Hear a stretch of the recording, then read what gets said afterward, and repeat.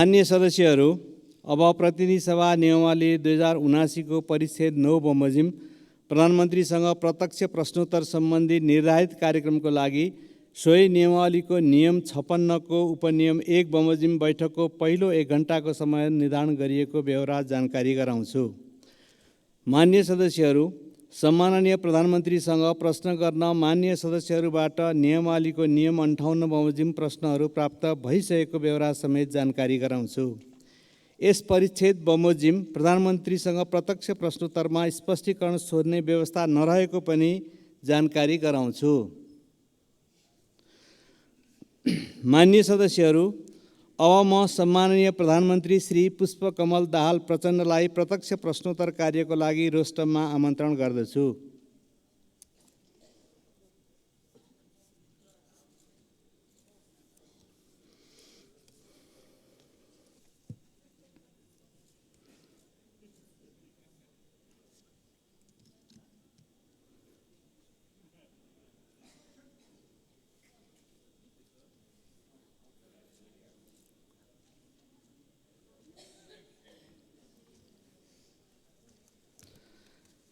मान्य सदस्यहरू, अब प्रधानमन्त्रीसँग प्रत्यक्ष प्रश्नोत्तर कार्यक्रम प्रारम्भ हुन्छ। सर्वप्रथम प्रश्नकर्ता मान्य श्री उदय शमशेर जवारालाई सम्माननीय प्रधानमन्त्रीसँग प्रश्न सोध्न अनुमति दिन्छु।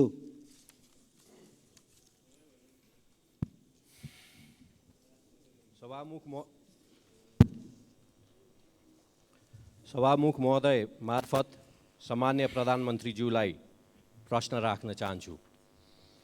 उपत्यका भित्र बढ्दो जनसङ्ख्यालाई व्यवस्थित गर्न रिङ रोड बाहिर नगरहरू र गाउँसम्म जोडिने सडक विस्तार गर्न नेपाल सरकारले मापदण्ड बनाई सडक विस्तार आयोजना बनाए तापनि आवश्यक बजेट विनियोजन नहुँदा वैकल्पिक सडक र नयाँ बस्ती विकासमा समस्या परेको छ। साथै उपत्यकाको 35% भूगोल ओकटेने ललितपुर क्षेत्र नम्बर 1 लाई जोड्ने 3वटा सडकलाई मुआब्जा र विस्तारको लागि बजेट विनियोजन नगरी विधेयक गरिएको छ। यी वैकल्पिक सडक र नयाँ बस्ती विकासलाई आवश्यक बजेट व्यवस्थापन गर्न सरकारको योजना के छ? यति बेला आर्थिक इन्डिकेटर्सहरू सकारात्मकै छन्, भुक्तानी सन्तुलन पनि राम्रै छ, तर अर्थतन्त्र अवरुद्ध अवस्थामा छ। वैदेशिक लगानी र सहयोग बढ्न सकेको छैन। यस्तो अवस्थामा आन्तरिक लगानी बढाउनुतर्फ सरकारको प्राथमिकता हुनुपर्ने हो, त्यो पनि हुन सकेको छैन। एकातिर बैंक वित्तीय संस्थामा पैसा थुप्रिएको छ, तर साना तथा मझौले उद्योगहरू ऋण नपाएर गुनासो गरिरहेका छन्। अर्थव्यवस्थाको असन्तुलनलाई सम्बोधन गर्न सरकारको के तयारी छ?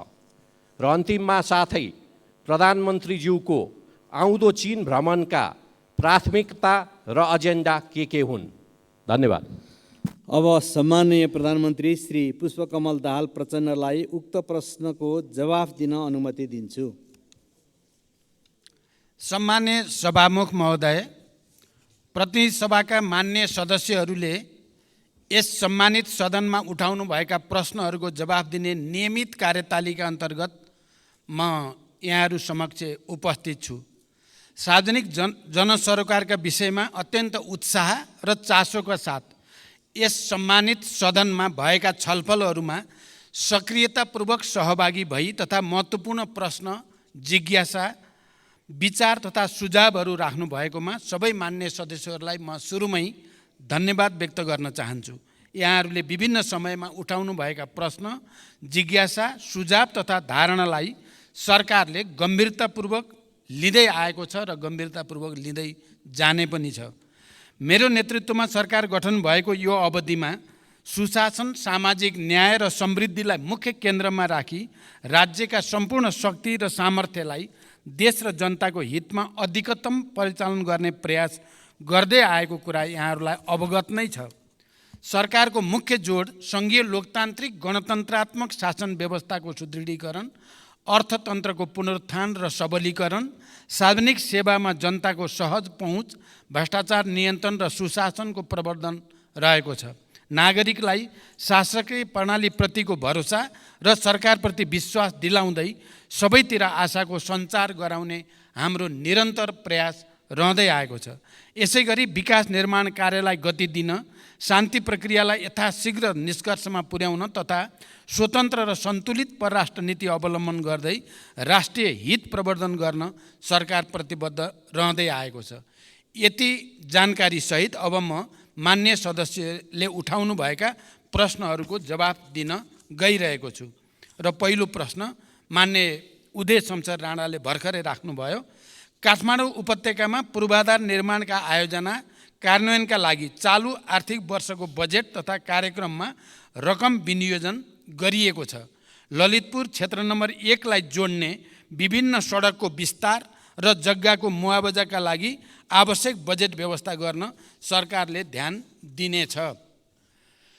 उत्पादन, उत्पादकत्व र रोजगारी वृद्धि गरी अर्थतन्त्रको पुनरुत्थान तथा उच्च दिगो समावेशी आर्थिक वृद्धि हासिल गर्ने र समष्टिगत आर्थिक स्थायित्व कायम गरी लगानीको वातावरणमा सुधार गर्न सरकार क्रियाशील रहिआएको छ। सरकारले चालेका सुधारात्मक कदमबाट अर्थतन्त्र बिस्तारै लयमा फर्किन सुरु गरेको छ। नेपाल राष्ट्र ब्याङ्कले हालै प्रकाशन गरेको प्रतिवेदन अनुसार अर्थतन्त्रका सूचकाङ्कहरू सकारात्मक दिशातिर उन्मुख रहेका छन्। 2080 असार मसान्तसम्म शोधान्तर स्थिति 290 अरब 52 करोड रुपियाँको बचतमा रहेको छ। विदेशी विनिमय सञ्चिति गत वर्षको यही अवधिको तुलनामा 26.6% वृद्धि भई 1539 अरब 36 करोड रुपियाँ पुगेको र यसले करिब 10 महिनाको वस्तु तथा सेवाको आयात धान्न पुग्ने अवस्था रहेको छ। विप्रेषण आयमा रेमिटेन्समा 21.2% वृद्धि भई 1220 अरब 56 करोड पुगेको छ। वैदेशिक लगानी प्रवर्धन गर्न नीतिगत र संस्थागत सुधार गर्दै वैदेशिक लगानीको स्वीकृति प्रक्रियालाई सहजीकरण गर्न थ्रेसहोल्ड घटाउने लगायतका कार्य अगाडि बढाइएको छ। जग्गाको कित्ताकाट पूर्ण रूपमा खुलाउने निर्णय भएको र यही भाद्र 11 गते मात्रै नेपाल राष्ट्र ब्याङ्कले लचिलो बजार नीति अनुसार चालु पुँजी कर्जा सम्बन्धी मार्गदर्शन संशोधन गरेको छ। उत्पादनमूलक उद्योगका लागि 3 करोड रुपियाँसम्म कर्जा उपयोग गर्ने ऋणीलाई चालु पुँजी कर्जा सम्बन्धी मार्गदर्शन लागू नहुने भएको छ। ब्याङ्कहरूले उद्योग व्यवसाय वा कम्पनीहरूको सञ्चालन चक्र लगायतका आधारमा अधिकतम वार्षिक कारोबारको 50% सम्म चालु पुँजी कर्जा दिन सक्ने व्यवस्था भएको छ। यसबाट उद्योग व्यवसाय क्षेत्रलाई प्रत्यक्ष लाभ हुनुको साथै आन्तरिक लगानी, उत्पादन वृद्धि र बजारमा आर्थिक गतिविधि बढ्नमा सहयोग पुग्ने विश्वास गरिएको छ। यसमा हामी सबैको लामो समयदेखि जुन चासो र चिन्ता थियो त्यसलाई अधिकतम सम्बोधन गर्ने कोसिस भएको छ। निकट भविष्यमा हुने मित्र राष्ट्र चीनको भ्रमण दुई देशबीचको ऐतिहासिक सम्बन्धलाई थप उचाइमा पुर्याउँदै नेपालको सामाजिक आर्थिक विकासका लागि चीन नेपाल सम्बन्धलाई नयाँ गति दिने दिशामा केन्द्रित रहनेछ। भ्रमणका क्रममा यसअघि भएका सम्झौता र समझदारीहरूको कार्यान्वयनमा जोड दिइनेछ।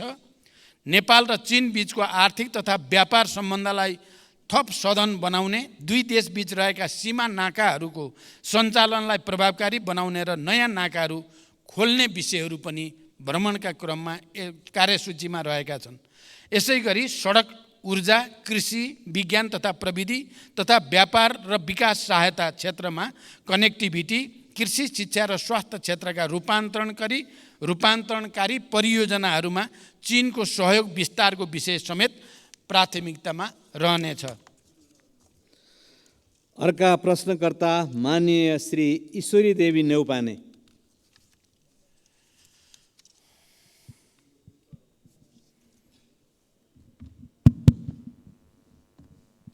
सम्मान्य सभामुखज्यू, सम्मान्य सभामुखज्यू मार्फत सम्मान्य प्रधानमन्त्रीजीलाई मेरो 3 प्रश्न। नम्बर 1, सम्मान्य प्रधानमन्त्रीज्यू, शासन विधि र पद्धतिको हो कि व्यक्तिको?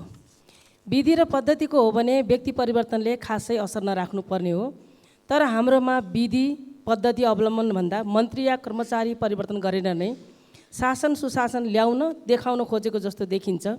यसमा प्रधानमन्त्रीजीको धारणा के छ? नम्बर 2, 131 भाषाभाषी 142 जात जाति बसोबास गर्ने हाम्रो सुन्दर देश नेपाल, यो हाम्रो पुँजी हो, यसलाई बचाएर राख्नु हाम्रो कर्तव्य पनि हो। सयौँ थुङ्गा फुलका हामी एउटै माला नेपाली, यसमा मेरो अटल विश्वास छ। वरीय राजनीतिको सैद्धान्तिक वकालत गर्ने पार्टीको नेता सम्मान्य प्रधानमन्त्रीज्यूको अभिव्यक्ति हामीले जितेमा जातीय राज्य उपलब्ध गराउनेछौँ भन्ने भनाइ संविधान विपरीत भएन? कतै यस्तो अभिव्यक्तिले जातीय द्वन्द्व बढाउने त होइन? नम्बर 3, म सुदूरपश्चिमवासी हुँ। सुदूरपश्चिम सरकार आफ्नै भवनबाट कार्य सञ्चालन गर्न कहिलेदेखि पाउँछ? धन्यवाद। सम्माननीय प्रधानमन्त्रीज्यू। सभामुख महोदय, लोकतान्त्रिक विधि र पद्धतिको विकास मार्फत सामाजिक न्याय र सुशासन सहितको समृद्धि हासिल गर्ने दिशामा सरकारका सबै क्रियाकलापहरू केन्द्रित रहेको कुरा म जानकारी गराउन चाहन्छु। सरकार विधिको शासनमा पूर्णतः प्रतिबद्ध रहेको स्पष्ट गर्दछु। बहुजातीय बहुसांस्कृतिक विविधता बोकेको नेपालमा सदियौँदेखि विभिन्न जात जाति वर्ण धर्म र संस्कृतिका जनताहरू आपसी सहकार्य सम्मान र गहिरो सद्भावका साथ मिलिजुली बस्दै आएका छन्। अनेकतामा एकता नेपाली मात्रको विशिष्टता र नेपाली समाजको आधारभूत चरित्र पनि हो। सबैको सहअस्तित्व कायम गर्दै मौलिकताको संरक्षण र सम्वर्धनमा नै हाम्रो राष्ट्रिय एकता दिगो दरिलो भई साँचो अर्थमा राष्ट्रियता बलियो हुनेछ। नेपालको कानुनले हरेक व्यक्ति र सम्प्रदायलाई अरूको धर्म संस्कृति र आस्थामा चोट नपुर्याई आफ्नो धर्म संस्कृतिको पालना गर्ने स्वतन्त्रता प्रदान गरेको छ। अत परापूर्व कालदेखि यहाँ कायम रहिआएको सामाजिक एकता सद्भाव र सामाजिक सहअस्तित्वमा खलल पार्ने कुनै पनि किसिमको कार्य हुन नदिन सरकार दृढ छ, स्पष्ट पनि छ। सामाजिक सद्भावमा खलबल पार्ने वा एक अर्काको संस्कृति र धर्म विरुद्ध हुने द्वेषपूर्ण अभिव्यक्ति र कार्यलाई सरकारले कुनै हालतमा छुट दिन सक्दैन। नेपालको संविधानको पूर्ण पालना गर्नु हामी सबैको साझा दायित्व हो। मैले पहिचानको कुरा गर्दा या कुनै कुरा गर्दा अरू कसैको पहिचान आस्थामाथि कुनै खालको विभेद नगर्ने कुरा पनि म स्पष्ट गर्न चाहन्छु। सुदूरपश्चिम प्रदेशको राजधानी गोदावरीमा निर्माण गर्ने सन्दर्भमा जग्गा प्राप्ति लगायतका विषयमा प्रक्रियामा रहेको जानकारी गराउन चाहन्छु। यद्यपि सुदूरपश्चिममा अझै पनि राजधानीको जमिनको बारेमा अलिकति छलफल चलिरहेको जानकारी पनि मलाई प्राप्त छ। त्यसलाई समेत विचार गरेर यसको छिटै निष्कर्षमा पुर्याइनेछ। अर्का प्रश्नकर्ता माननीय श्री ऐनबहादुर शाही ठकुरी।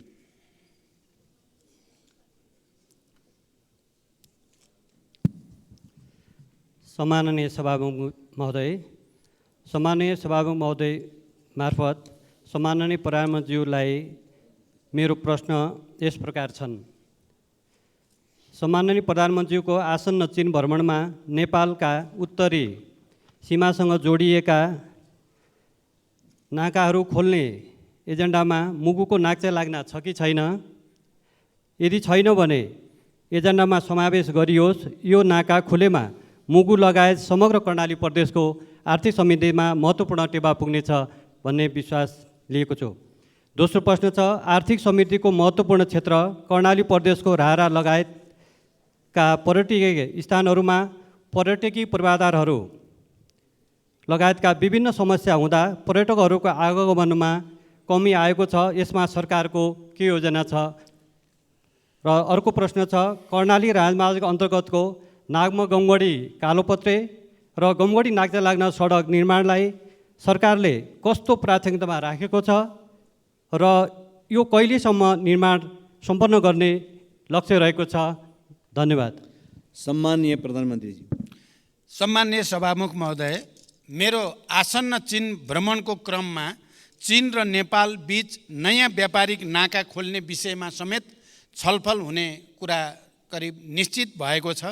त्यस सन्दर्भमा मुगुको नाक्चे लाग्ना, जो मलाई धेरै पहिलेदेखि त्यसको बारेमा स्थानीय जनसमुदाय र जनप्रतिनिधिले कुरा राख्दै पनि आउनु भएको छ, त्यो विषय पनि मैले त्यहाँ कुरा उठाउने र त्यसबारेमा एउटा निष्कर्ष लिने मेरो कोसिस हुनेछ।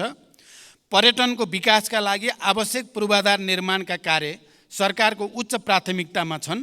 रारा लगायतका पर्यटकीय स्थलको विकासका लागि सङ्घीय स्रोतबाट सञ्चालन हुने कार्यक्रमका अतिरिक्त प्रदेश तथा स्थानीय तहबाट समेत आफ्ना कार्यक्षेत्रभित्र रही पूर्वाधार निर्माण तथा पर्यटन प्रवर्धनका कार्यहरू सञ्चालनमा रहेको जानकारी गराउन चाहन्छु। नागमा गमगढी र गमगढी नाक्चे लाग्ना सडकलाई उच्च प्राथमिकतामा राख्दै हाल विभिन्न खण्डहरूमा कार्य भइरहेको जानकारी म यो सम्मानित सदनलाई गराउन चाहन्छु।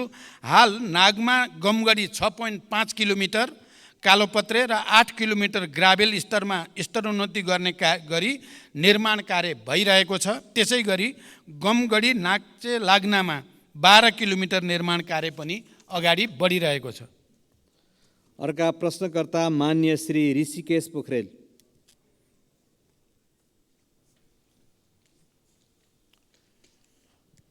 सम्माननीय सभामुख महोदय, सम्माननीय सभामुख मार्फत सम्माननीय प्रधानमन्त्रीज्यूसँग मेरा केही प्रश्नहरू राख्न चाहन्छु। राष्ट्रिय गौरवका आयोजनाहरूमध्ये 2वटा आयोजना पुरा भएको देखिन्छ। 5वटा आयोजनाहरूको काम 75% सकियो भन्ने सुनिन्छ। बाँकी 17वटाको अवस्था के हो र कहिले पुरा हुन्छ?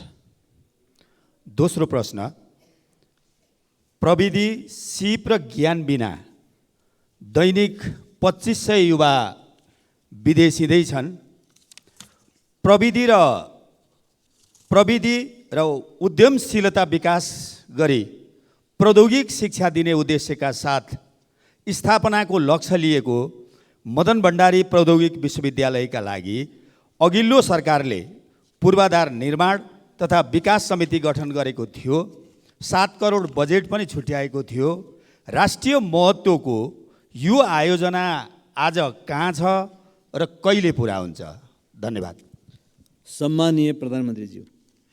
सम्मान्य सभामुख महोदय, राष्ट्रिय गौरवका आयोजनालाई समयमै सम्पन्न गर्न पर्याप्त बजेट सुनिश्चित गरिनुको साथै नियमित अनुगमन पनि भइरहेको छ।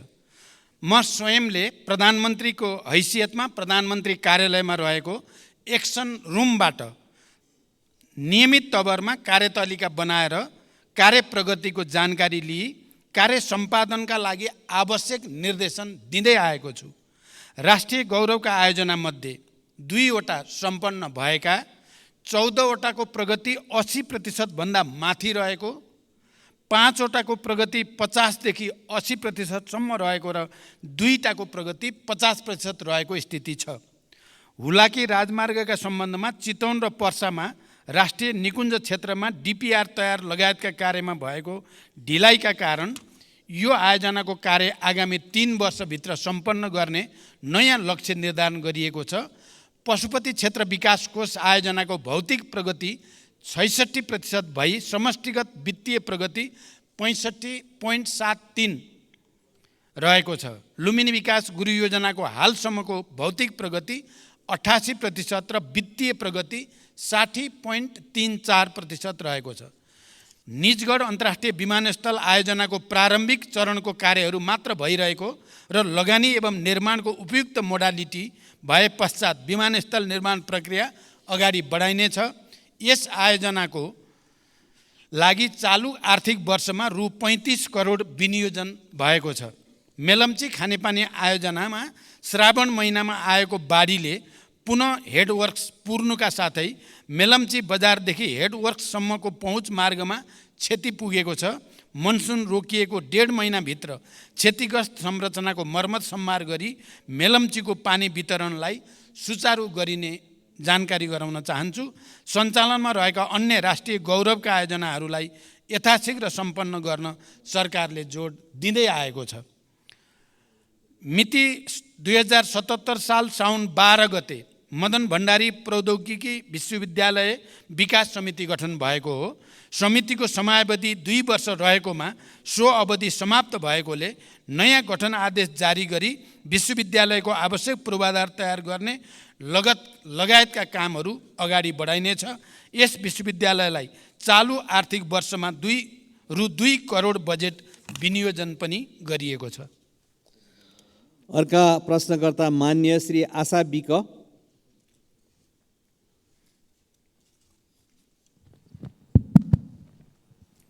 सम्माननीय सभामुख मार्फत मेरो प्रधानमन्त्रीलाई प्रश्न, यो प्रश्न गर्दै गर्दा मलाई अलिकति दुःख पनि लागेको छ। राज्यले 2063 साल जेठ 21 गते छुवाछुत मुक्त राष्ट्र घोषणा गर्यो।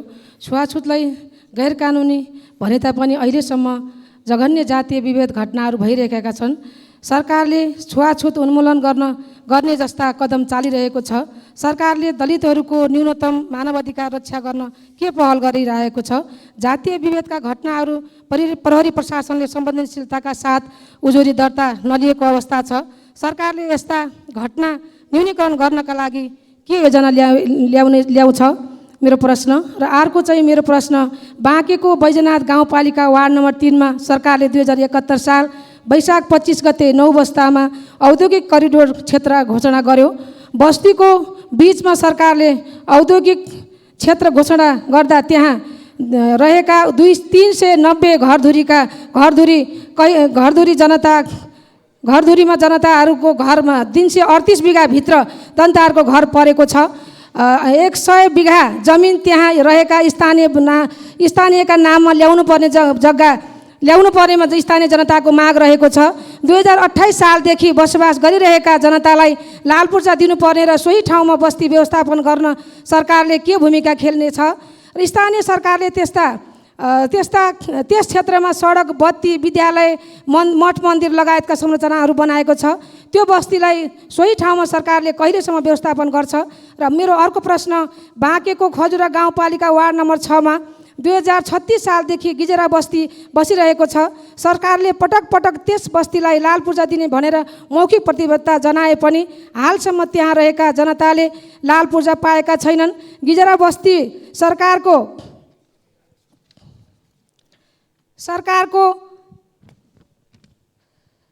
ऐलानी जग्गा र टन्डनको चिनी मिल रहेको क्षेत्रमा बसोबास गरिरहेका छन्।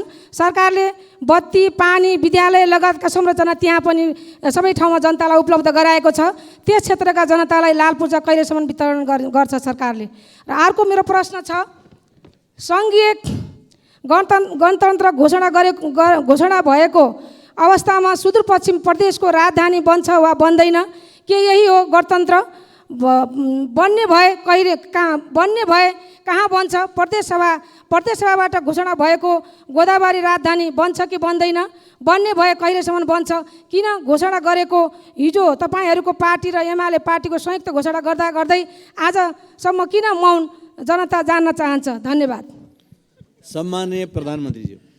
सम्मान्य सभामुख महोदय, मान्य सदस्यले सोधेका प्रश्नहरू उत्तरभन्दा पनि लामो जस्तो लाग्यो। तैपनि म संक्षिप्तमा उत्तर दिने कोसिस गर्छु। नेपालको संविधानले छुवाछुत तथा भेदभाव विरुद्धको हकलाई मौलिक हकको रूपमा सुनिश्चित गरेको छ। जातका आधारमा गरिने छुवाछुत तथा भेदभाव जन्य कार्यलाई गम्भीर सामाजिक अपराधको रूपमा लिँदै कानुन बमोजिम दण्डनीय हुने र त्यस्तो कार्यबाट पीडित व्यक्तिलाई कानुन बमोजिम क्षतिपूर्ति पाउने हकको प्रत्याभूति पनि गरिएको छ। सरकार यो मौलिक हकको पूर्ण कार्यान्वयनको लागि प्रतिबद्ध रहेको छ। यद्यपि मौलिक हकहरूको कार्यान्वयनका लागि सबै तहबाट अझै घनीभूत प्रयास पनि आवश्यक छ। यो समस्या देशको एउटा लामो सांस्कृतिक समस्या पनि भएको हुनाले यसको समाधानको निम्ति कानुनलाई प्रभावकारी कार्यान्वयनको निम्ति पनि सबै क्षेत्रको सहयोग अनिवार्य छ। जातीय विभेदका घटनामा प्रहरी प्रशासनले संवेदनशीलताका साथ उजुरी नलिएको भन्ने कुरामा सरकारको गम्भीर ध्यानाकर्षण भएको छ। यस्ता घटनाको छानबिन गरी दोषीलाई कारबाही गरिने र यस्ता घटना आगामी दिनमा हुन नदिन सरकारको गम्भीर ध्यान रहेको जानकारी गराउन चाहन्छु। दोस्रो, बाँकी जिल्लाको साबिक नौबस्ता क्षेत्रको 525 बिघामा औद्योगिक क्षेत्र घोषणा भइसकेको र त्यहाँ बसोबास गर्दै आएका स्थानीयवासीहरूको उचित व्यवस्थापन लगायतका समस्या समाधानका लागि सम्बन्धित स्थानीय प्रशासन लगायत विभिन्न निकायबाट पहल भइरहेको छ। उक्त क्षेत्रका प्रभावित जनसमुदायहरूको समस्यालाई व्यवस्थापन गरी औद्योगिक क्षेत्रको विकास कार्य अगाडि बढाइने जानकारी गराउन चाहन्छु। यस सम्बन्धी समस्या समाधान गर्न भूमि व्यवस्था, सहकारी तथा गरिबी निवारण मन्त्रीको संयोजकत्वमा समिति गठन गरेको र समितिले काम अगाडि बढाइरहेको जानकारी पनि गराउन चाहन्छु। तेस्रो, बाँकेको खजुरा गजुरा 6 गिजरा बस्तीका सन्दर्भमा भूमि सम्बन्धी ऐन 2021 को दफा 12 ङ को समितिको प्रतिवेदन, भूमि व्यवस्थापन तथा अभिलेख विभागको निर्णय बमोजिम गिजरा खाँडसारी मिल्स प्राइभेट लिमिटेडका हदबन्दी भन्दा बढीका जग्गाहरू जफत गरी नेपाल सरकारका नाममा कायम गर्न र जफत गरिएका जग्गामा रहेको अतिक्रमण हटाउन 2080 जेठ 8 गते निर्णय भई कार्यान्वयनमा रहेको जानकारी गराउँदछु। उक्त क्षेत्रमा बसोबास गर्दै आएका भूमिहीनलाई जग्गा उपलब्ध गराउन भूमि समस्या समाधान आयोगले कार्य अगाडि बढाइरहेको जानकारी पनि म गराउन चाहन्छु। सुदूरपश्चिम प्रदेशको राजधानी गोदावरीमा निर्माण गर्ने सन्दर्भमा जग्गा प्राप्ति लगायतका विषय प्रक्रियामा रहेको जानकारी मैले अघि नै गराइसकेको छु। यस सम्बन्धी उठेका छलफल बहसलाई पनि मध्यनजर गरिएको जानकारी पनि मैले गराइसकेको छु। अर्का प्रश्नकर्ता मान्य श्री उर्मिला माझी।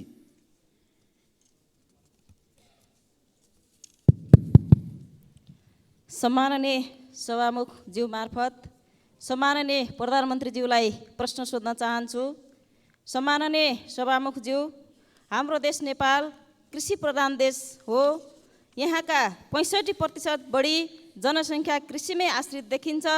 तर पछिल्लो अवधिमा नेपालको उत्पादनको हिस्सा घट्दै गएको मात्र होइन, सामान्य भन्सामा प्रयोग हुने सबै चिज आयातमा निर्भर गर्नुपर्ने बाध्यता खडा हुँदै गएको छ। कृषि क्षेत्रमा लगानी अत्याधिक हुने तर प्रतिफल अत्यन्तै न्यून हुने प्रक्रियाले गर्दा कृषिप्रति मानिसको आकर्षण र लगाव निरन्तर घट्दो छ।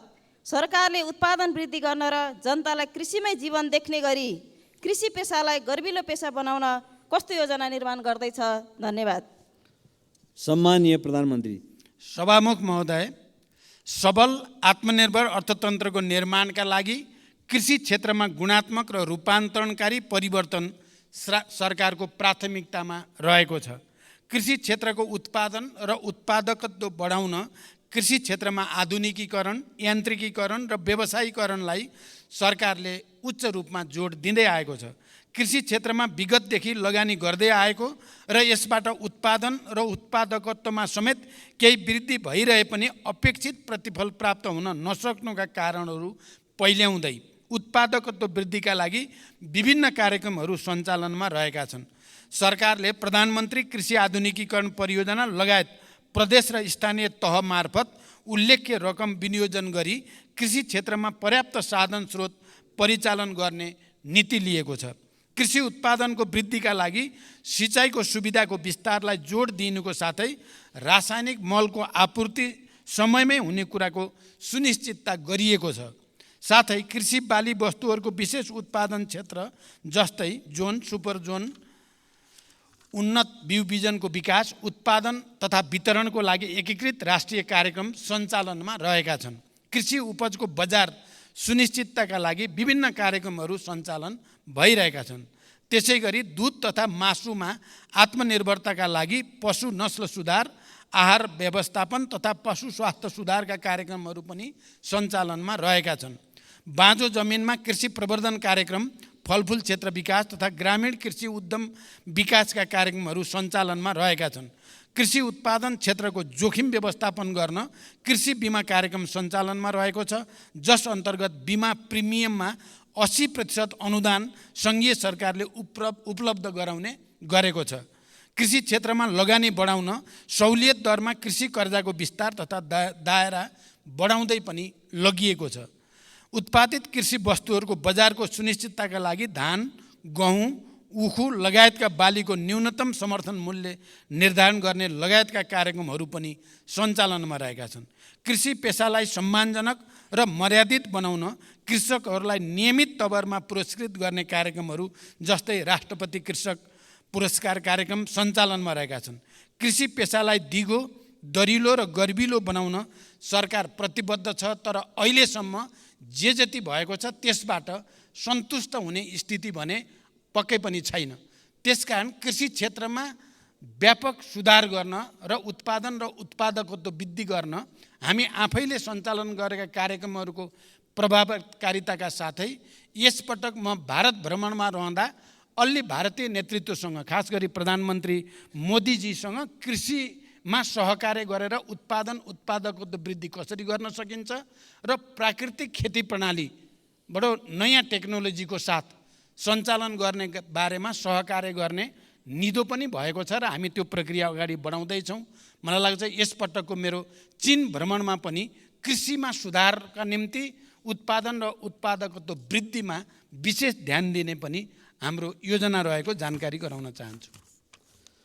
अर्का प्रश्नकर्ता मान्य श्री एकनाथ ढकाल। सम्माननीय सभामुख महोदय, विस्तृत शान्ति सम्झौताको 2 हस्ताक्षरकर्तामध्ये सम्माननीय प्रधानमन्त्रीज्यू एक हुनुहुन्छ। शान्ति तथा पुनर्निर्माण मन्त्रालयको एउटा मन्त्रीको रूपमा जिम्मेवारी पनि सम्हालिसकेको व्यक्तिको हैसियतले म आज शान्ति प्रक्रियासँग सम्बन्धित प्रश्न सम्माननीय सभामुख महोदय मार्फत सम्माननीय प्रधानमन्त्रीज्यूलाई गर्न चाहन्छु। छोराको हत्यारालाई कारबाहीको माग गर्दै 330 दिन आमरण अनसनमा बसेका गोर्खाका नन्दप्रसाद अधिकारीको अनसनमै 2071 असोज 6 गते निधन भयो। न्यायको लागि जीवन आहुति दिने अधिकारीलाई शहीद घोषणा गर्नुपर्नेमा विगत 9 वर्षदेखि उनको पार्थिव शरीर अस्पतालमै सडेको छ। मृतक नन्दप्रसादकी धर्मपत्नी गङ्गमाया अधिकारी अहिलेसम्म पनि बेहाल अवस्थामा सत्य र न्यायको प्रतीक्षामा छिन्। सरकारको नीति तथा कार्यक्रमको 176 बुँदामा शान्ति प्रक्रिया र सङ्क्रमणकालीन न्याय सम्बन्धी बाँकी काम 2 वर्षमा सम्पन्न गर्ने उल्लेख छ। सम्माननीय प्रधानमन्त्रीज्यूलाई मेरो प्रश्न यो छ कि मृतक नन्दप्रसादकी धर्मपत्नी गङ्गमाया अधिकारीको मागको सम्बोधन कहिले र कसरी गर्नुहुन्छ? वर्षौँदेखि न्यायको लागि भनेर शान्तिपूर्ण अनसनमा बसेकी गङ्गमाया अधिकारीलाई भेट्नु प्रधानमन्त्रीज्यूको कर्तव्य हो कि होइन? कहिले उहाँलाई भेट गर्न जानुहुन्छ? शान्ति प्रक्रिया कहिले टुङ्गिन्छ? धन्यवाद। सम्माननीय प्रधानमन्त्री। सभामुख महोदय, मैले अघि पनि भनिसकेको छु, यो सरकार विधिको शासनमा पूर्णतः प्रतिबद्ध रहेको छ। जनताको स्वतन्त्रता, समानता, सहअस्तित्व र मानवाधिकारको रक्षाको लागि सरकार निरन्तर प्रतिबद्ध छ। सरकारले अदालतको निर्णयको सदैव सम्मान गर्दै कार्यान्वयनमा तदारुकताका साथ पहल गर्दै पनि आएको छ। नेपालको संविधानको धारा 276 राष्ट्रपतिले कुनै न्यायिक वा अर्धन्यायिक निकाय वा प्रशासकीय पदाधिकारी वा निकायले गरेको सजायलाई कानुन बमोजिम माफी, मुल्तवी, परिवर्तन वा कम गर्न सक्ने संवैधानिक व्यवस्था रहेको कुरा जानकारीमै छ हामी सबैलाई। संविधानको उक्त व्यवस्था र मुलुकी फौजदारी कार्यविधि संहिता 2074 मा समेत रहेको व्यवस्था बमोजिम रेशम चौधरीले गृह मन्त्रालय मार्फत सम्मान्य राष्ट्रपतिज्यूलाई सम्बोधन गरी निवेदन दिनुभएकोमा महान्यायाधिवक्ताको कार्यालयको राय समेतका आधारमा प्रचलित कानुन बमोजिम नै नेपाल सरकार मन्त्री परिषदबाट गणतन्त्र दिवस 2080 का अवसरमा निजलाई माफी गर्नका लागि सिफारिस गरिएको तथ्य म प्रश्न गर्न चाहन्छु। द्वन्द्वकालीन घटनालाई न्यायिक सम्बोधन गर्ने गरी सङ्क्रमणकालीन न्याय सम्पादनका लागि बेपत्ता पारिएका व्यक्तिको छानबिन तथा सत्य निरूपण तथा मेलमिलाप आयोग गठन भएको र सङ्क्रमणकालीन न्याय यथाशीघ्र सम्पादन गर्न नेपाल सरकार प्रतिबद्ध रहेको छ। सङ्क्रमणकालीन न्याय सम्बन्धी सङ्घीय सदनमा दर्ता भएको विधेयक पारित भएसँगै सङ्क्रमणकालीन न्यायका मुद्दाहरू सम्बोधन हुने कुरामा नेपाल सरकार विश्वस्त रहेको छ। प्रचलित कानुनी व्यवस्थाको अधीनमा रही नेपाल सरकार तथा अन्तर्गतका निकायबाट गङ्गामाया अधिकारीलाई मानवीय सेवा प्रदान र संरक्षणका कार्य भइ नै रहेका छन्। अस्पतालको विवरण अनुसार निजको स्वास्थ्य अवस्था सामान्य नै रहेको र उपचारका लागि सरकारले रु 37,47,000 उपलब्ध गराएको कुरा पनि म यहाँ जानकारी गराउन चाहन्छु। अर्का प्रश्नकर्ता मान्य श्री आसमा कुमारी चौधरी।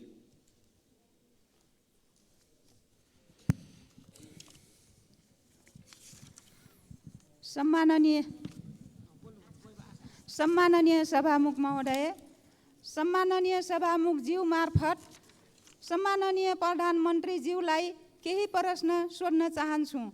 नम्बर 1, आँखा पाक्ने रोग वडा पालिका जिल्ला हुँदै देशैभरि फैलिएको छ।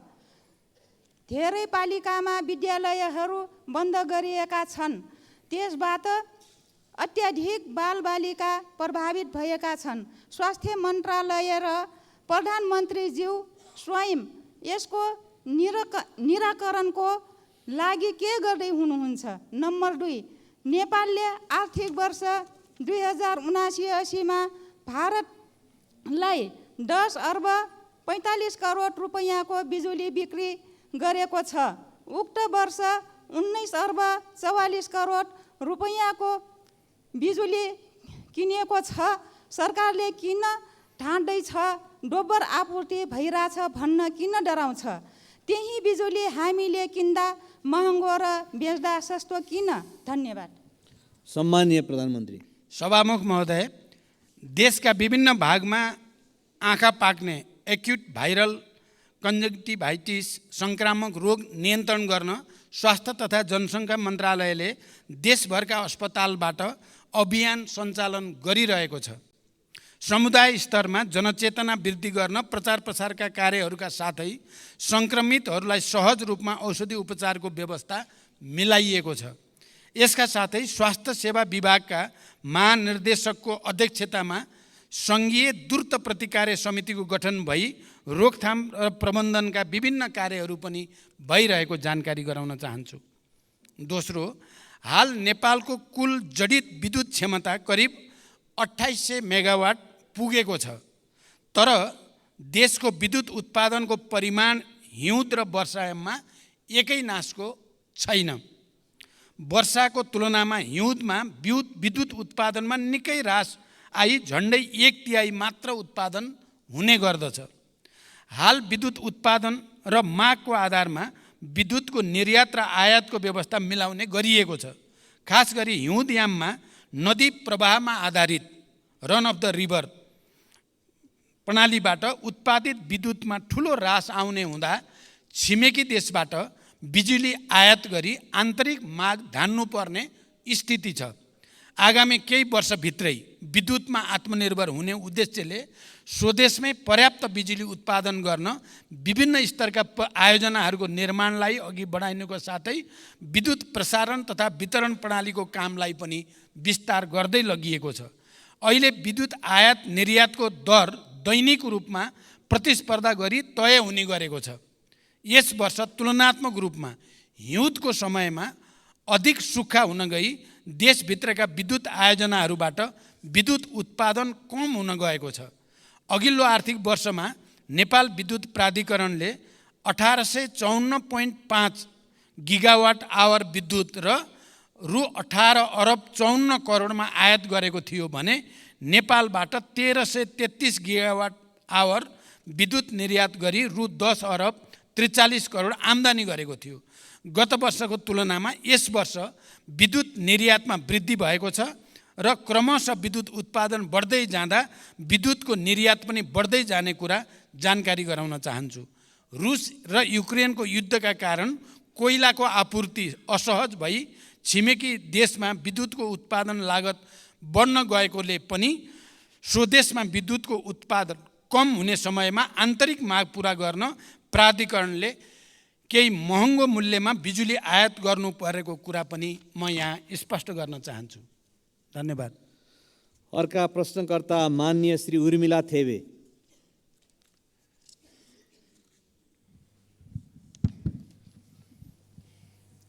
सम्माननीय सभामुखज्यू मार्फत सम्माननीय प्रधानमन्त्रीज्यूलाई केही प्रश्न सोध्न चाहन्छु। प्रश्न 3 वटा छन्। प्रश्न नम्बर 1, शिक्षाको लागत क्रमशः घटाउँदै गएर निशुल्क पार्नुपर्नेमा यो सरकारले त शुल्क झन बढाइरहेको देखिन्छ। शिक्षाको पहुँचबाट गरिबलाई अझ परै धकेल्ने नीति सरकारले किन लिँदैछ? सङ्घीय शिक्षा विधेयक संसदमा सदनमा कहिले दर्ता गर्नुहुन्छ? प्रश्न नम्बर 2, प्रत्येक दिन हाजिरी गर्न क्याम्पसमा आउनुपर्ने भएपछि त्रिभुवन विश्वविद्यालयका केही प्राध्यापकले विद्युतीय हाजिरी मेसिन नै घर लगेको, गायब गरेको, साथै तोडफोड गरेको भन्ने पाएको छ। सरकारले के गर्दैछ? प्रश्न नम्बर 3, ताप्लेजुङमा अविरल वर्षपछि आएको बाढीका कारण विस्थापित भएका स्थानीय बासिन्दाहरू अहिले पनि तिरपाल मुनि बस्न बाध्य भएका छन् भने विद्यार्थीहरू व्यक्तिको घरमा आश्रय लिएर पढ्न बाध्य छन्। उनीहरूको उद्धार र राहतको लागि सरकारको के योजना छ? धन्यवाद। सम्माननीय प्रधानमन्त्री। सभामुख महोदय, आम नागरिकलाई गुणस्तरीय र सर्वसुलभ शिक्षा उपलब्ध गराउन सरकारको नीति र प्रतिबद्धता रहेको छ। विद्यालय शिक्षा सम्बन्धी कानुनलाई संशोधन र एकीकरण गर्न बनेको विधेयक छिटै नै संसदमा पेश गरिनेछ। सायद केही दिन अगाडि नै पेश हुन सक्थ्यो। जनताको चासो र हामीले त्यसलाई गहन ढङ्गले अध्ययन गर्नुपर्ने, परिमार्जन गर्नुपर्ने कारणले केही ढिलो भयो, तर अब छिटै त्यो सदनमा प्रस्तुत हुँदैछ।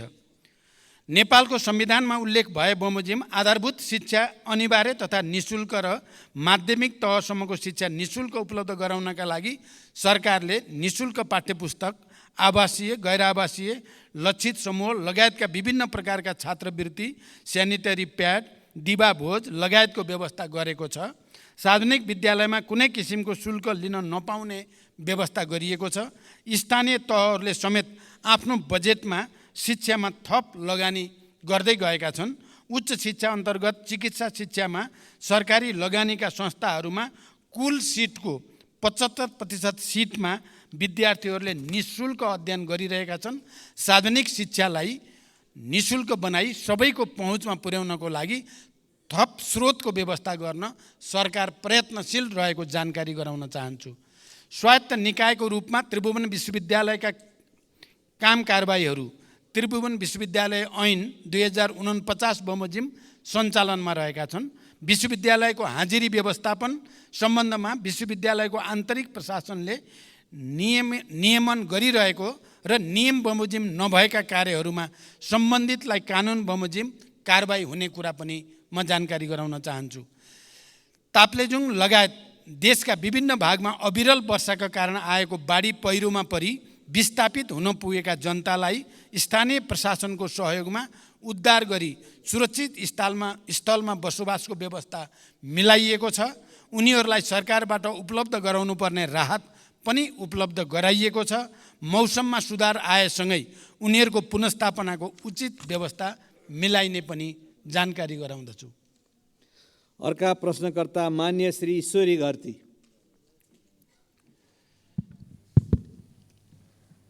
सम्मान्य सभामुख महोदय मार्फत सम्मान्य प्रधानमन्त्रीज्यूलाई केही प्रश्न सोध्न चाहन्छु।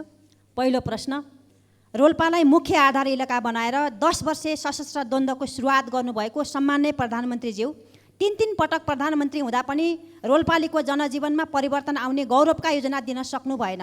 रोल्पालीको त्यो ऐतिहासिक सहयोग प्रधानमन्त्री भएपछि बिर्सनुभयो भन्ने रोल्पालीहरूको गुनासो छ। त्यो गुनासोलाई कसरी सम्बोधन गर्नुहुन्छ? दोस्रो प्रश्न, जुम्ला लगायतका जिल्लामा स्याउ पाक्ने समय आयो। स्याउले बजार भाउ नै नपाउने अवस्था आउन सक्छ र आइरहेको पनि छ। यसको व्यवस्थापनमा सरकारको के योजना छ? र तेस्रो प्रश्न, 10 वर्षे सशस्त्र द्वन्द्वको क्रममा शहीद भएकाहरूको सम्झना र सम्मानका लागि दाङको घोराईदेखि रोल्पाको होलेरी घरतेगा हुँदै रुकुम पूर्वको हुकाम मैकोटसम्म पुग्ने 220 किलोमिटर सडक खण्डलाई वर्तमान सम्मान्य प्रधानमन्त्रीज्यूको चाहना र पहलमा शहीद मार्ग नामाकरण गरेर योजना अगाडि बढाइएको थियो। बजेट अभावमा योजना निकै कछुवा गतिमा भई अझै सम्पन्न हुन सकेको छैन। शहीद मार्गको मुख्य प्रवेशद्वारको रूपमा रहेको घोराईदेखि रोल्पा होलेरीसम्मको 31 किलोमिटरको सडक खण्ड अलपत्र र जोखिमपूर्ण भएको लामो समय बितिसक्यो। यसबारे सदनमा मैले 3-4 पटक कुरा पनि राखिसकेँ, तर सरकारले यो योजनालाई प्राथमिकतामा पारेन किन?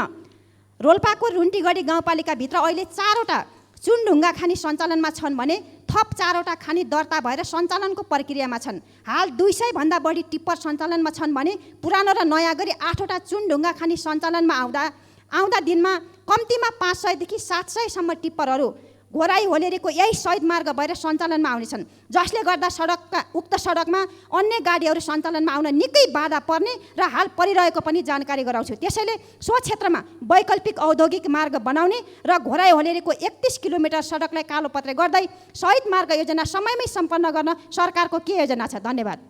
सम्माननीय प्रधानमन्त्री। सभामुख महोदय, नेपालको राजनैतिक आन्दोलनमा रोल्पा जिल्लाको विशिष्ट र ऐतिहासिक योगदान रहेको कुरामा कसैको विमति हुने छैन। इतिहासका हरेक कालखण्डमा रोल्पाली जनताको वीरता र साहसको उच्च प्रशंसा हुनेछ भन्ने मेरो विश्वास छ। विकास र जनताको जीवनस्तरमा रूपान्तरणका लागि विगतदेखि नै उच्च प्राथमिकता सरकारले दिँदै आएको छ। मानव विकासमा पछाडि रहेका कर्णाली प्रदेश, सुदूरपश्चिम प्रदेश, मध्य प्रदेश, रोल्पा, रुकुम लगायतका जिल्ला तथा क्षेत्रलाई विकासको मूल प्रवाहमा ल्याउन र ती क्षेत्रमा पूर्वाधारका संरचनाको विकासका लागि सरकारले प्राथमिकताका साथ कार्यक्रमहरू सञ्चालन गरिरहेको जानकारी गराउन चाहन्छु। जुम्ला जिल्लाको विकासलाई सरकारले प्राथमिकतामा राख्दै स्याउको सुपर जोन तथा पकेट क्षेत्रहरू घोषणा गरी आवश्यक सहयोग तथा सहुलियत प्रदान गर्दै आएको छ। यस वर्षको बजेट तथा कार्यक्रममा प्रधानमन्त्री कृषि आधुनिकीकरण आयोजना लगायतका कार्यक्रम तथा प्रदेश तथा स्थानीय तहको विकास कार्यक्रमबाट उत्पादन, प्रशोधन तथा प्याकेजिङमा आवश्यक सहयोग तथा सहुलियत प्रदान गरिएको छ। स्याउको भण्डारणको लागि उच्च क्षमताको कोल्ड स्टोर निर्माण पनि भइरहेको छ। तेस्रो, सरकारले दाङको घोराईदेखि रोल्पाको होलेरी हुँदै रुकुमको मैकोटसम्मको शहीद मार्गलाई प्राथमिकता राखेर कार्यान्वयन गर्दै आइरहेको छ। सडक र पुलको माग देशभरि नै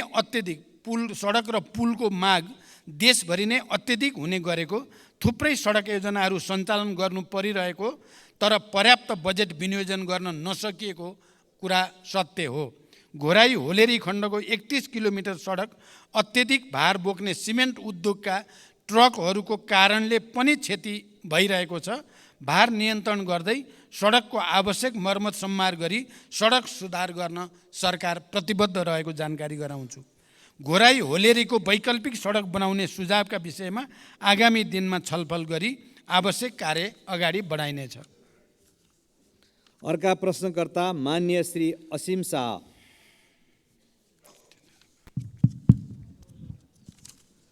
सम्मानीय सभामुख मार्फत सम्मानीय प्रधानमन्त्रीज्यूलाई प्रश्न सोध्न चाहन्छु।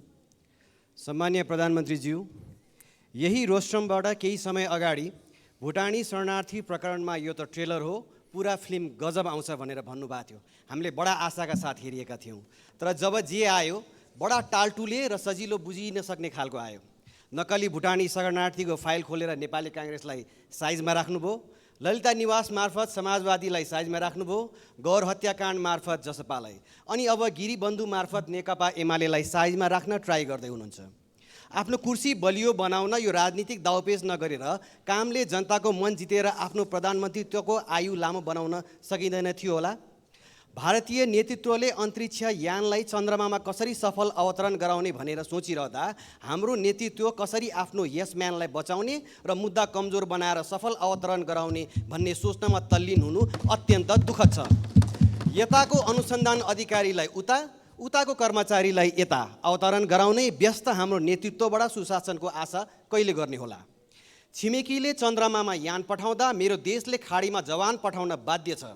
देशभित्रका विश्वविद्यालयहरू रित्तिँदैछन्, व्यवसायीहरू निराश छन्, खेलाडीहरू पलायन हुँदैछन्, युवा पुस्तामा देश छोड्ने लहर चलेको छ। प्रधानमन्त्रीज्यू, चन्द्रयान अहिले माग्दिन तर यसम्यानलाई जोगाउन लाग्दिन भन्ने हजुरको प्रतिबद्धताको कार्यान्वयन कहिले हुन्छ?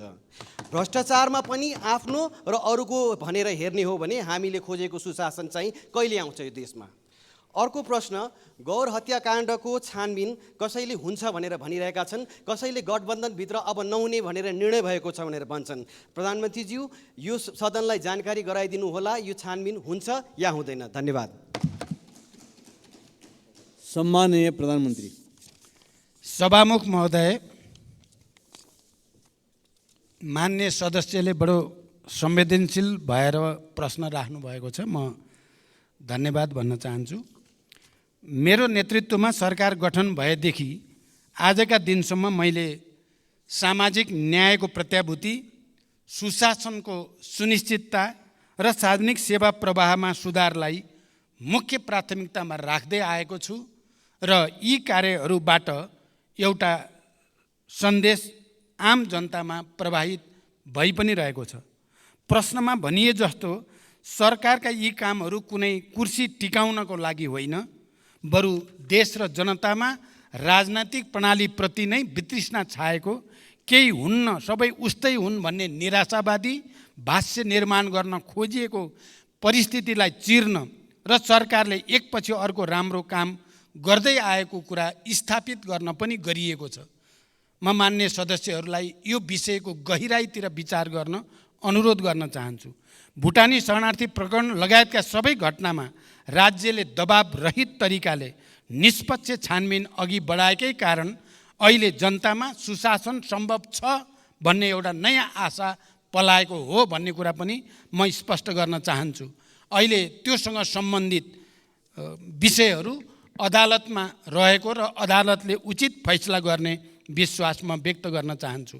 वर्तमान सरकारले भ्रष्टाचार विरुद्ध शून्य सहनशीलताको नीतिलाई राज्यका तीनै तहमा कडाइका साथ कार्यान्वयन गर्दै आएको छ। यस अवधिमा सार्वजनिक प्रशासनलाई स्वच्छ, सक्षम, निष्पक्ष, पारदर्शी र व्यावसायिक र जवाबदेही बनाउँदै भ्रष्टाचारलाई कडाइका साथ नियन्त्रण गर्न सरकारले विभिन्न नीतिगत तथा कानुनी तथा संस्थागत सुधारलाई अघि बढाएको छ। मान्य सदस्यले भनेको जस्तो कसैलाई पनि बचाउने या कसैलाई पनि अप्ठ्यारोमा पार्ने नियतले कुनै पनि काम गरिएको छैन। जसरी कतिपय सन्दर्भमा मिडियामा आउने गरेको भन्दा ठिक विपरीत मैले दोषी कोही पनि नछुटोस्, निर्दोष कोही पनि नपरोस् भन्ने सिद्धान्त अनुसार नै प्रहरी प्रशासनलाई निर्देशन दिएको र मैले यतिसम्म पनि भनेको छु कि यदि अनुसन्धानको क्रममा प्रधानमन्त्री नै आउँछ भने पनि छोड्न आवश्यक छैन। मेरो पार्टीको कुनै नेताको त के कुरा भन्ने कुरा पनि मैले सार्वजनिक रूपमा भन्दै आएको म जानकारी गराउन चाहन्छु।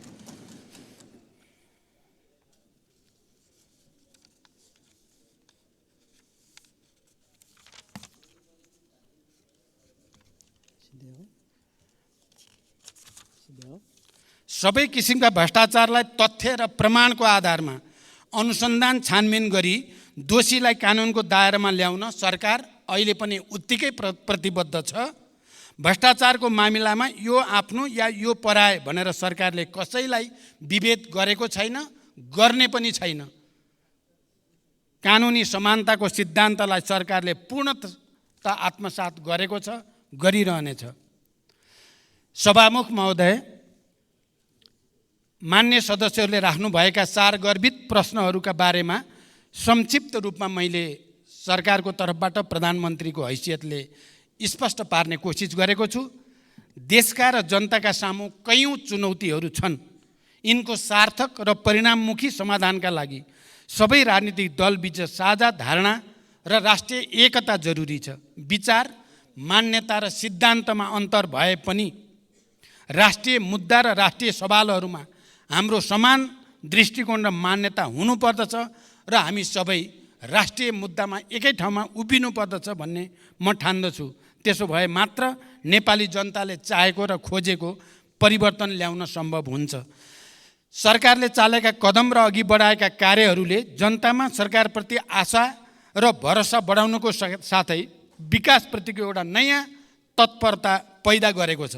यस अवधिमा सार्वजनिक सेवा प्रवाहमा जनताले साबिकमा भोग्दै आएका झन्झट र शास्तिलाई उल्लेख्य मात्रामा कमी ल्याउन सफलता मिलेको छ। विकास निर्माणले गति लिएको छ र देशमा नयाँ आशाको सञ्चार पनि भएको छ। सुशासन, सामाजिक न्याय र समृद्धिलाई सर्वोपरि प्राथमिकतामा राख्दै अघि बढेको यो सरकारले समावेशी सङ्घीय लोकतान्त्रिक शासन व्यवस्थाको सुदृढीकरण, अर्थतन्त्रको पुनरुत्थान, सार्वजनिक सेवा प्रवाहमा सुधार, सरलीकरण, नागरिक मैत्री प्रशासनको स्थापना, भ्रष्टाचार नियन्त्रण र राज्यको सबै तहमा सुशासन र सदाचारको प्रवर्धन गर्न अघि बढाएका सबै कार्यमा सबै राजनीतिक दल र मान्य सदस्यहरू, नागरिक समाज, सञ्चार जगत, मित्र राष्ट्र, दात्री निकाय तथा आम नेपाली जनताको निरन्तर साथ सहयोग रहने अपेक्षा पनि मैले लिएको छु।